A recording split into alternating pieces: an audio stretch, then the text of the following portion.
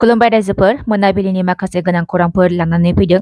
नोंथांमोना भिडिअखौ जोबजासिम नायलांदो आरो भिडिअखौ मोजां मोनोब्ला अन्नानै मोनसे लाइक खालामदो आरो सानफ्रोमबोनि खौरां लानो थाखाय चेनेलखौ साबस्क्राइब खालामनानै बेल आइकनखौबो अलाव होना लादो। मोनाबिलिनि गिबि खौराङाव दं मोनसे दुखुनांथाव जाथाय।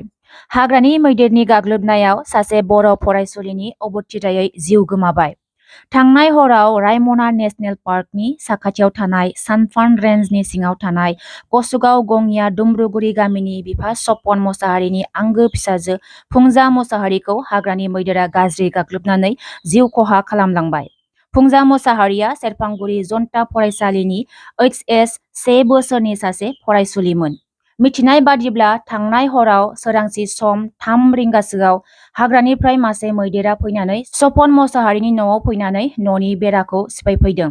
बेरा सिफायनाय सोदोबखौ खोनानानै सपन मोसाहारिया न'निफ्राय बायजोआव ओंखारबोयो आरो फिसाजो फुंजा मोसाहारियाबो बिफाजों लोगोसे बाहेरायाव ओंखारबोनायावनो बिफा फिसाजो सानैखौबो गाज्रि गाग्लोबो, जेराव फिसाजो फुंजा मोसाहारिया जायगायावनो जिउ गोमादों आरो बिफायाबो गोब्राब जोखोम जादों होनना खौरां मोन्दों। मख'नो गोनांदि फुंजा मोसाहारिया फरायनायाव जोबोर मोजां आखा फाखा गुन गोनां फरायसालिमोन। थांनाय 2024 मायथाइयाव मेट्रिक आनजादखौ सेथि थाखोआव उथ्रिसार जानो हादोंमोन। गामिनि रायजो राजाफोरा रंजानायजों बरायना लादोंमोन, नाथाय दुखुनांथाव फुंजा मोसाहारिया अबथिरायै जिउ खोमानांबाय। बिटिआरनि CM प्रमद बर'आ गोबां जायगाफोराव अन्थाइ खाम्फाफोर बेखेवना होनायखौ नुनो मोन्दों। BTCनि मोन 40 बियाबफोराव मेल मिटिं जथुमनो थाखाय मोजां जायगा गैयामोन। बेनिखायनो 40 बियाबफोराव 40टा अडिटोरियाम लुफुंनो थाखाय थांखि लानाय बादियै लुफुंनाय जादों होनना बुंदों CM प्रमद बर'आ। दिनै काजलगावआव CM प्रमद बर'आ मुंख्लं सुजित नार्जारिनि मुङै लुफुंनाय अडिटोरियामखौ बेखेवना होबाय। बे बेखेवनाय हाबाफारियाव बाहागो लानानै CM प्रमद बर'आ बुंदों, नर्मेल सेमिनार वर्कशपफोरा स्कुल कलेजावबो लाजायो, नाथाय राजखान्थियारि मेल मिटिंखौ फरायसालिफोराव लाजाथावा। नाथाय बेबादि नब्लांनि आंखालाव स्कुलफोरावनो खालामनाय जायोमोन। नाथाय दायो स्कुल कलेजाव राजनितिकनि मिटिं दावथिंफोरखौ खालामनो गोनांथि गैला। बे अडिटोरियामावनो एबसु, बर' साहित्य सभा आरो राजनितिक मेलफोरखौ लानो हानाय सुबिदा जाबाय होनना बुंदों CM प्रमद बर'आ। लामा जाब्रबथायाव सासे आइजोआ जिउ गोमाबाय। गसाइगाव महकुमानि सिङाव थानाय गुरुफेलानि 27 नं राजा लामायाव दिनै फुंनि समाव पार्बती देवी मुंनि 75 बोसोर बैसोनि आइजोखौ सिनाय मोनै गारिया सौख्रांना गालाङो आरो आइजोआ जायगायावनो जिउ गोमायो। मिथिनाय बादिब्ला पार्बती देवीया दिनै फुंनि समाव मर्निं वाक खालामनाय समावनो बे जाथाया जादों। जाथायनि सायाव खौरां मोननाय लोगो लोगो पुलिसनि हानजाया जाथाय जानाय जायगायाव थांनानै पस्टमर्टमनि थाखाय गोथै सहखौ लानानै थाङो। कार्बि आंलं जिल्ला बर' थुनलाइ आफादनि बानजायनायाव थुनलाइ गाथोननि 50थि जथुमा खुंफुंदों। बे जथुमानि बेखेवगिरि महरै कार्बि आंलंनि मावफुं सोद्रोमा नीलिमन खाख्लारिया बाहागो लाफैदों। बे जथुमायावनो सुंद' सल' खन्थाइनि गांसे बिजाबखौ बेखेवना होयो कमल ब्रह्मआ। बे जथुमायाव गाहायै बेखेवगिरिया बेखेवना होनायनि उनाव खन्थाइ आवरायनाय हाबाफारि लानाय जायो। बिटिआरनि मोनबा जिल्लायाव थानाय गेलेमु आरो लाइमोन अनसाइ बिफाननि बिबानगिरि मावख'गिरिफोरखौ लानानै सानसेनि हाबाफारिजों क'क्राझारनि गेलेमु बिफाननि डाइरेक्टर अफिसनि नब्लाङाव मावबादा खुंफुंदों। बे मावबादानि गेजेरजों थांखि लानाय जादों स्पर्ट डिपार्टमेन्टनि गासै PIफोरखौ BTCनि सिङाव जेसेबां फरायसालिफोर दं गासैबो फरायसालियाव थांनानै सप्तासेयाव खनसेब्लाबो फरायसुला फरायसुलिफोरखौ गेलेमुनि सोमोन्दै गियान होनो थाखाय आरो फोरोंनो थाखाय बिथांमोनखौ बाहायनो नागिरदों होनना बुंदों EM दावबायसा बर'आ। बङाइगावनि जयन्त ब्रह्म मुंनि सुबुङा आन्दायनानै न'आव फैफिननो रोङाखै होनना मोनथिनो मोन्दों। थांनाय 17 फेब्रुवारियाव महकुम मेलायाव थांदोंमोन, नाथाय फैफिननाय समाव लोगोफोरजों आन्दायलायनानै दासिमबो न'फारसे फैफिननो रोङाखै होनना मिथिनो मोन्दों। सोरबाफोर बहाबा बिथां जयन्त ब्रह्मखौ नुबायबायोब्ला न'सिम मोनहैनो हानाय राहाखौ खालामना होनो खावलायदों।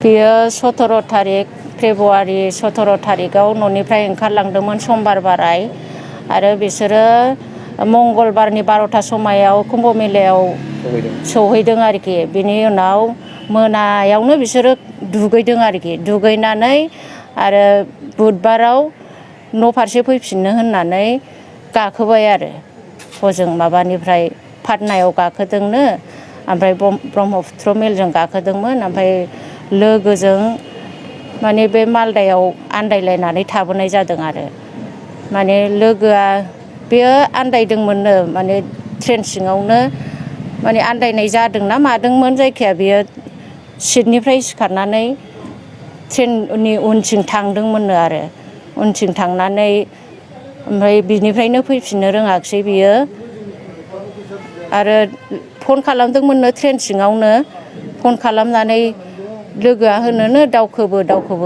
थेवबाबो बियो दावखोबोनो रोङाखै जाहैदों ओमफ्राय बिनि उनाव लोगोआ दे थिगासे बिदिब्ला नोङो माबानिफ्राय जिखुनु मोनसे स्टेसनाव ट्रेना लाखियोबा नोंबो ओंखार आंबो ओंखार होननानै सानैबो दाना मोनसे स्टेसनाव बारसय होननाय स्टेसनाव ओंखारबायनो सानैबो ओंखारबायनो दाना नुलायलाया बेबा बेसे गोजानाव ओंखारलायखो नुहुरलायाखै जाहैदों दाना ट्रेनाथ' 2 मिनिट गाहामल' लाखियो नालाय बेयावनो लोगोआ थब गाखोबायनो बेहा गाखोनो रोङाखिसै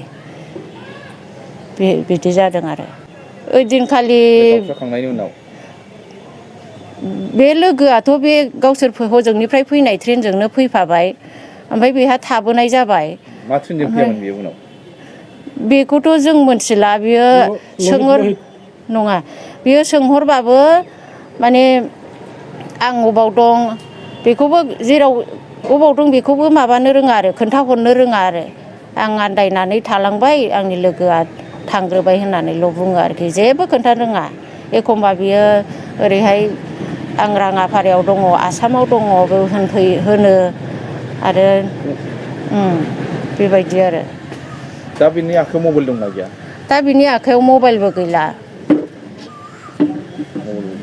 मबाइलबो गैला मोदोमाव फैसा थाखाबो गैला फैसायानो नैबे लोगो मोनबोफानाय बेगावसो दंजोबोमोन खावलायहरनो सानो रायजो राजाफोरखौ आंथ' बेखौनो खावलायहरनो सानो रायजो राजाफोरखौ माने बियो जेरावखि थाया मानो सोरबाफोर नुबाय बायोबा बेखौ एसे माबाफोर होथ'नानैबाबो टिकेटफोर होथ'नानैबाबो दानथ'नानैबाबो बङाइगावसिम लाबोथों जों उनावहाय बे मोनबोग्रा मानसिनो माबा मोनसे पुरस्कार अननानै हरगोन বিটিসি এৰিয়াৰ যি 40টা আমাৰ সমষ্টি আছে পৰিষদীয় তাত মানে আমি দেখিছোঁ যে মেল মিটিং কৰিবলৈ জাগা নাথাকে হয় স্কুলত ক'ৰবা কলেজত ক'ৰবা মন্দিৰত বহি পেলাই মিটিংবিলাক হয় তো সেইকাৰণে আমি চৰকাৰৰ পৰা এটা সিদ্ধান্ত লৈ 40টা সমষ্টিত 40টা অডিটৰিয়াম নিৰ্মাণৰ কথা আমি ভাবিছিলোঁ আৰু সেই কথাটো আমাৰ পৰামৰ্শ আহিল বড়োলেণ্ড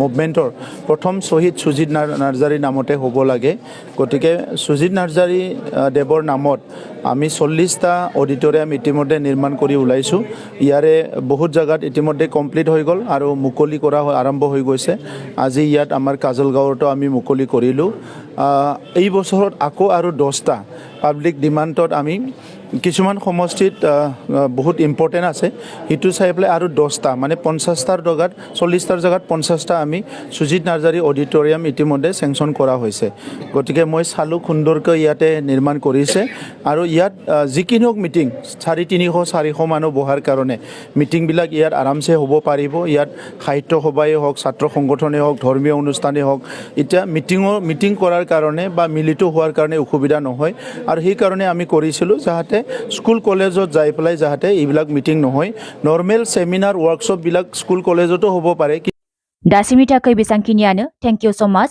भिडिअखौ नायजोबनायनि थाखाय